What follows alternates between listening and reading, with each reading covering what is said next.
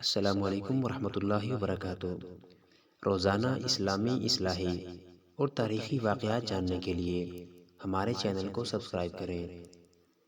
عرب سردار عمر بن عبداللہ اپنے گھر سے تو اس مقصد کے لیے نکلے تھے کہ اپنے نخلستان اور کھیتوں میں کام کرنے والے غلاموں اور مزدوروں کی کارکردگی کا جائزہ لیں اور انہیں مناسب ہدایات دیں، لیکن راستے میں ان کا گزر ایک ایسے حبشی غلام پر ہوا جو کسی جاگیردار کے نخلستان میں بیٹھا روٹی کھا رہا تھا، اور اس کے سامنے ایک کتا پاؤں بچھا کر بیٹھا ہوا تھا۔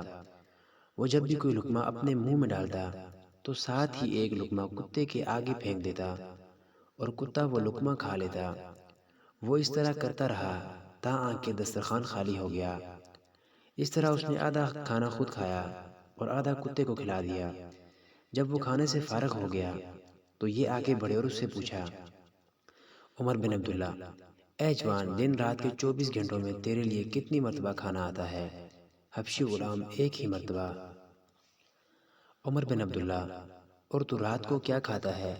حبشی غلام، دن کے اگلے پہر کھانا وافر ہوتا ہے اور میں اس میں سے کچھ بچا لیتا ہوں اور رات کو وہ کھا لیتا ہوں، لیکن آج تو نے آدھا کھانا کتے کو کھلا دیا ہے اور آدھا خود کھایا ہے، لہذا تو رات کو کیا کھائے گا؟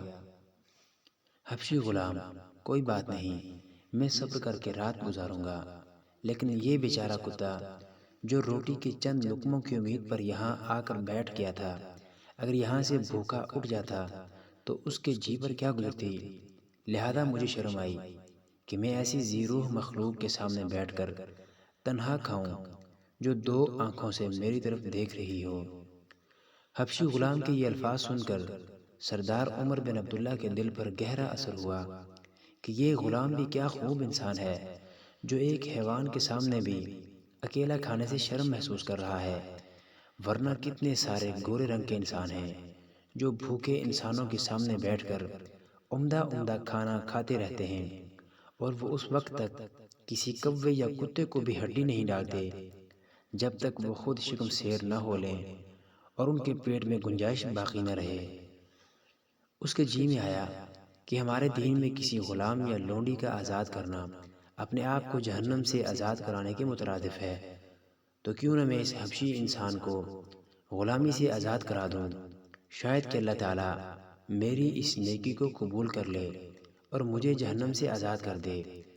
اس نے یہ سوچ کر اس حبشی غلام سے پوچھا، اس باغ کا مالک کون ہے؟ اس نے بتایا کہ اس باغ کا مالک بنی عاصم کا فلاں شخص ہے اور وہ فلاں بستی میں رہائش پذیر ہے۔ عمر بن عبداللہ نے اپنا ذاتی پروگرام منسوخ کر دیا اور لوگوں سے پوچھتا پچھاتا اس بستی میں جا پہنچا جہاں اس باغ اور غلام کا مالک رہائش پذیر تھا۔ اس نے باغ کے مالک سے کہا، صاحب، آپ اس غلام کو فروخت کرنا چاہتے ہیں جو آپ کے باغ میں رکھوالی کرتا ہے؟ جی ہاں، اگر آپ خریدنا چاہتے ہیں تو جناب میں یقیناً اسے خریدنا چاہتا ہوں، اور باغ کے متعلق کیا خیال ہے، وہ بھی فروخت کر سکتے ہو؟ جی ہاں، اگر آپ خریدنا چاہتے ہیں تو جناب میں وہ بھی خریدنا چاہتا ہوں۔ قیمت کیا لوگے؟ مناسب ہی لیں گے۔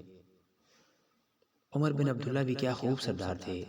ان کی جگہ اگر ہمارے دور کا کوئی شوم سردار ہوتا تو اس نے کیا دیکھنا اور کیا سوچنا تھا، کیونکہ ہمارے دور کے اکثر سردار اس قدر شوم ہیں کہ بغیر خوف اور لالچ کے کسی کو 1 روپیہ دینے پر آمادہ نہیں ہوتے، بلکہ اگر انہیں اپنے نوکروں کے گھر گائے یا بھینس بندی نظر آ جائے تو ان کے سینوں پر سانپ لوٹنے لگتے ہیں، اور جب تک وہ اسے چرا کر ٹھکانے نہ لگا دیں آرام کی نیند نہیں سوتے۔ ان سے تو وہ سفید پوش زمیندار اور تاجر لاکھ بھلے ہیں جو بھرپور طریقے سے کماتے ہیں اور غریب غربا پر دل کھول کر خرچ کرتے ہیں۔ عمر بن عبداللہ اس دور کے بڑے بڑے سخی سرداروں میں سے ایک سردار تھے۔ انہوں نے مطلوبہ رقم کی ادائیگی کا قول و قرار کر کے غلام اور نخلستان خرید لیا اور بڑی خوشی کے ساتھ واپس آ گئے، اور آتے ہی حبشی غلام کو مجدہ بنایا کہ اے غلام، خوش ہو جا، آج اللہ نے تجھے اس شخص کی غلامی سے آزاد کر دیا ہے۔ غلام نے بڑی متانت اور خوشی سے کہا، میں پہلے تو اللہ کا شکر ادا کرتا ہوں جس نے مجھے غلامی سے آزادی عطا کی، اور پھر آپ کا شکریہ کہ آپ نے مجھے اس کی خوشنودی کی خاطر آزاد کروایا۔ سردار عمر بن عبداللہ نے مزید خوشخبری یہ سنائی کہ میں نے یہ باغ بھی خرید لیا ہے اور یہ میں نے آپ کو اللہ کے نام پر ہبہ کر دیا ہے۔ آزاد کردہ غلام نے کہا الحمدللہ، آپ پھر گواہ ہو جائیں کہ میں نے یہ باغ مدینہ منورہ کے فقراء کو ہبہ کر دیا ہے تاکہ وہ اس کی آمدن سے گزارا کرتے رہیں، کیونکہ وہ بیچارے مجھ سے زیادہ ضرورت مند ہیں۔ عمر بن عبداللہ نے کہا افسوس ہے تجھ پر، اب تو کھائے پیے گا کہاں سے، کیونکہ آج کے بعد تو تیرا سابقہ آقا کھانا نہیں بھیجے گا۔ سردار صاحب، اللہ مالک ہے، وہ رازق جس کی خوشنودی کی خاطر آپ نے مجھے آزاد کیا ہے، وہ مجھے بھوکا نہیں رہنے دے گا۔ کیا میں صدقہ کر کے اس مالک کا شکریہ ادا نہ کروں جس نے آپ کو میری طرف بھیجا اور آپ نے مجھے آزاد کرایا؟